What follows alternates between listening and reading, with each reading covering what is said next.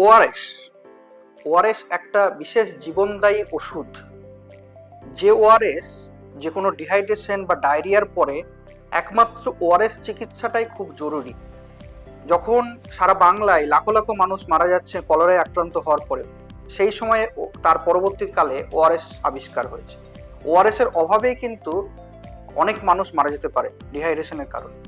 তাই বাজার চলতি যে ওআরএস আমরা পাই, সল্ট, যে ওআরএস স্যাশে আকারে পাওয়া যায়, সেই ওআরএসটাই ব্যবহার করার জন্য আমরা সকলকে জানাবো।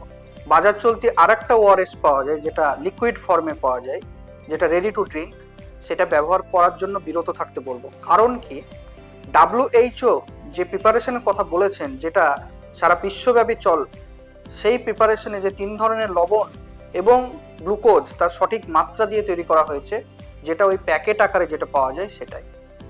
এই লবণটার তৈরি করব কিভাবে? তৈরি করব হচ্ছে একদম ক্লিন সেফ ওয়াটার।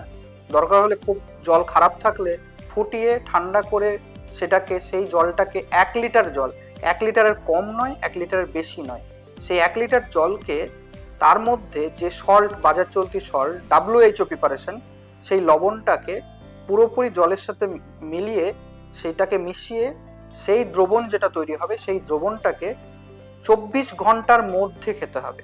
24 ঘন্টার বেশি ওআরএস রাখা যায় না এবং বারংবার খেতে হবে।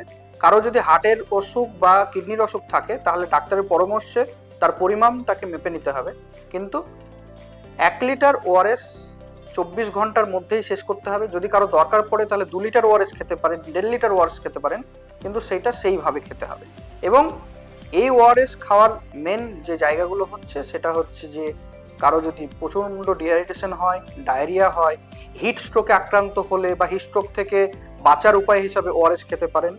এবং সর্বোপরি কারো যদি ইউরিন কমে যাচ্ছে, ডিহাইড্রেটেড হয়ে আছেন, সেক্ষেত্রেও ওআরএস খুব জীবনদায়ী। তাই যে কোনো বাজার চলতি ওআরএস নয়, ওআরএস এর নাম করে যে বাজার চলতি রেডি টু ড্রিঙ্ক চলছে, যেটাতে প্রচুর পরিমাণে গ্লুকোজ কন্টেন্ট আছে, সেই ওআরএস খাওয়া থেকে বিরত থাকতে বলছি। সেই ওআরএস খেলে হিতে বিপরীত হতে পারে।